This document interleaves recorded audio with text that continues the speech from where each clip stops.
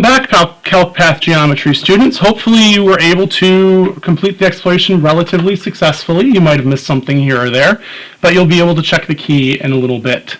The final clip of this, clip 3, is to go over the rest of the formulas. We already know the formula for the sum of the interior is n minus 2 times 180, but if I want the measure of each interior for a regular polygon, I first need to find the sum, which again is n minus 2 times 180, and divide it by the number of sides, or number of angles. Well, the number of angles is the number of sides, the number of vertices.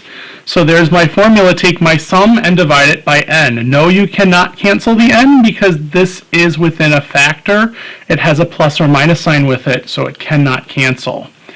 So an example would be for the octagon. We already know the sum of an octagon is 1080. If I divide it by 8 to figure out how much each angle is worth, I get 135 degrees per angle in a regular octagon.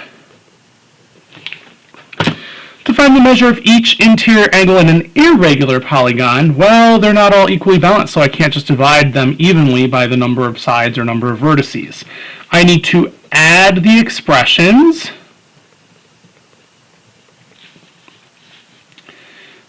for the angles, set them equal to the expected sum. So if it's an octagon, then I'd set it equal to 1080. If it's a pentagon, I'd set that sum equal to 540. And then solve for n. Solve for the variable and plug it back in. There is an example. You'll be able to see it on the key. It's already built into your exploration. Summary for exterior angle theorem that you explored. Hopefully you were able to realize that no matter how many sides, the sum of the exterior is always 360. As long as it's a convex polygon. We don't have a formula for the concave one that we learn in here. Convex polygon with n sides, the sum of the exterior angles is 360 degrees. So it doesn't matter whether it's a quadrilateral, or a pentagon, or a heptagon, or a hundredgon, the sum is always 360. This means that each interior, or each exterior angle of a regular polygon, we would do the sum, which is always 360, and divide by the number of angles that are equal, because it's regular polygon. So 360 over n. In the case of an octagon, 360 degrees divided by 8.